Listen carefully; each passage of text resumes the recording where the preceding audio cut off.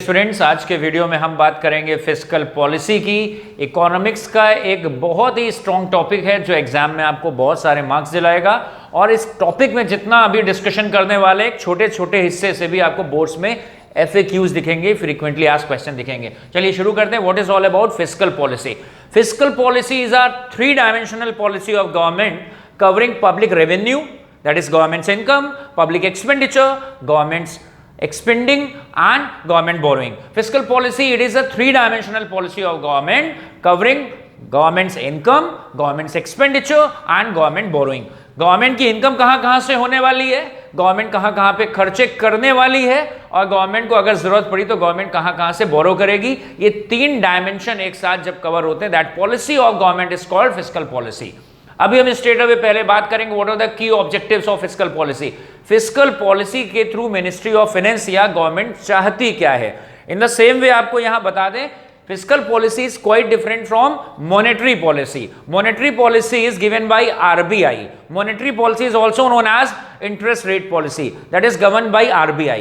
Fiscal policy is given by government and particularly by ministry of finance.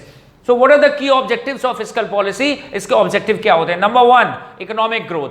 Every country is simply moving in the race. Every country is running in the race of development, and development is measured on the basis of GDP, gross domestic product. So this is why the responsibility of Indian government is also to ensure quick economic growth. हमारी economy भी grow करे, हमारे यहाँ भी GDP ज्यादा हो, हमारे यहाँ भी प्रोडक्शन की वैल्यू बढ़े. आपको बता दें GDP वाइज वर्ल्ड की टॉप 3 इकोनॉमीज कौन कौन सी हैं. नंबर 1 इकोनॉमी है America. GDP, gross domestic product, एक कंट्री में एक साल में जितना गुड्स बनेगा, नंबर 1 पे है अमेरिका, जिसकी इकोनॉमी का साइज है लगभग 21 ट्रिलियन.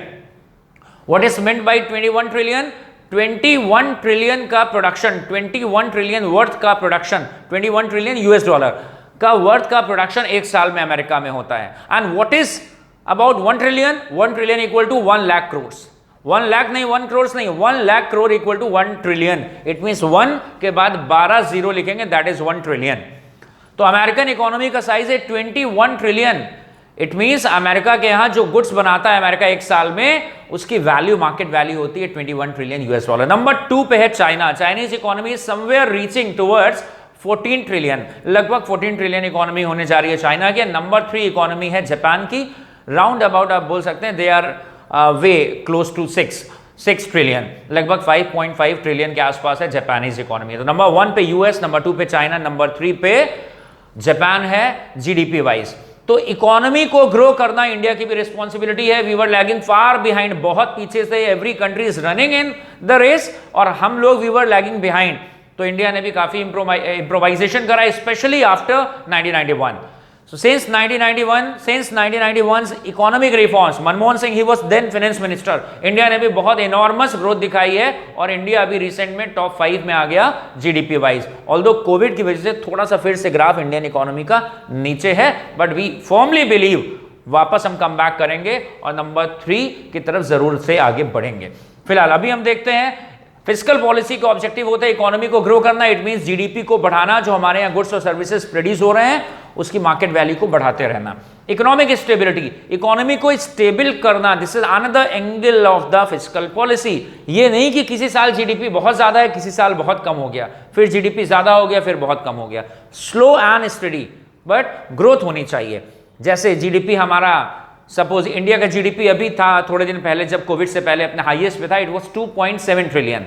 तो 2.7 ट्रिलियन है, थोड़ा सा कोविड की वजह से तो शेक करेगा, लेकिन कोशिश करनी चाहिए कि अब आगे 3 ट्रिलियन हो, 3.5 ट्रिलियन हो, 4 ट्रिलियन हो, धीरे धीरे बढ़ता रहे.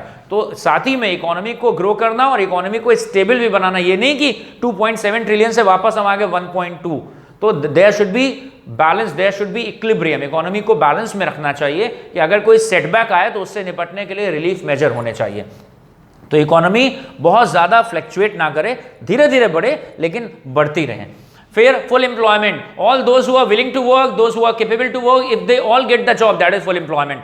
जो सारे लोग वर्क करने में इंटरेस्टेड हैं और प्रिवेलिंग वेज रेट पे काम कर सकते हैं, those who are willing to work and capable to work, वो काम करने में इंटरेस्टेड हैं लोग और काम करना चाहते भी हैं, तो उन सबको जॉब प्रोवाइड करना ये भी गवर्नमेंट की ही रिस्पॉन्सिबिलिटी है। इसको बोलते हैं this is another objective of full employment, this is called another objective of fiscal policy. Fiscal policy का एक ऑब्जेक्टिव ये भी होता है कि जो लोग जॉब करना चाह रहे हैं, जो लोग जॉब करने में कैपेबल हैं, उन सबको जॉब दिया जाए। ये भी गवर्नमेंट की रिस्पॉन्सिबिलिटी है जिसको गवर्नमेंट ऑब्जेक्टिव में इंक्लूड करती है, one of the objectives of fiscal policy. तो क्या क्या ऑब्जेक्टिव हो गए?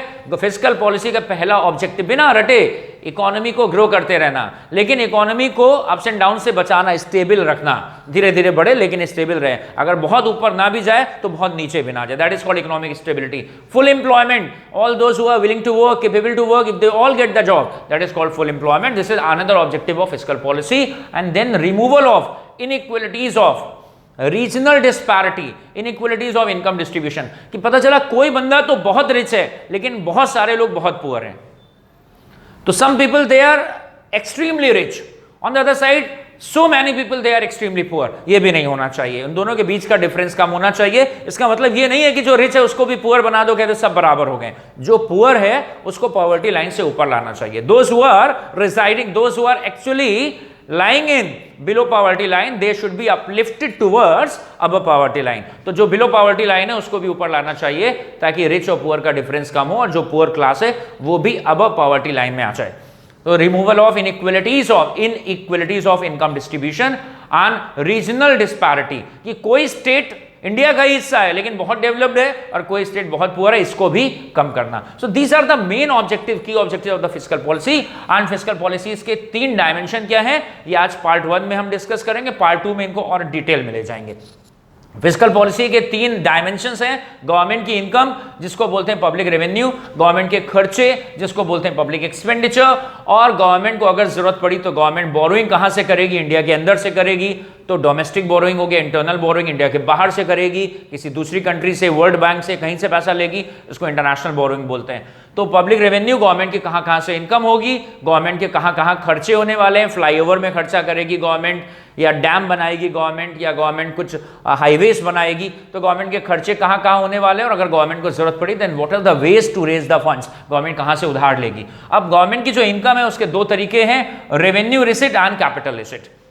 Revenue receipt and capital receipt, public revenue is further divided in 2 parts, revenue receipt and capital receipt. अगर गवर्नमेंट को कोई भी पैसा मिलता है एसेट बेच के, गवर्नमेंट की कोई फैक्ट्री है, गवर्नमेंट ने वो बेच दी प्राइवेट सेक्टर के पास, तो पैसा तो आ रहा है लेकिन ये रोजमर्रा का पैसा नहीं है, एसेट को डिस्पोज करके पैसा आना या कहीं से बोरो करके पैसा आना, इसको बोलते हैं capital nature receipt. Any receipt which is caused because of sale of asset, disposal of asset or from the borrowing, that is capital nature asset। उधार लिया कहीं से तो पैसा आया, या अपनी एसेट को गवर्नमेंट ने बेच दिया प्राइवेट सेक्टर के हैंड्स में तब पैसा आया, वो कैपिटल नेचर एसेट है।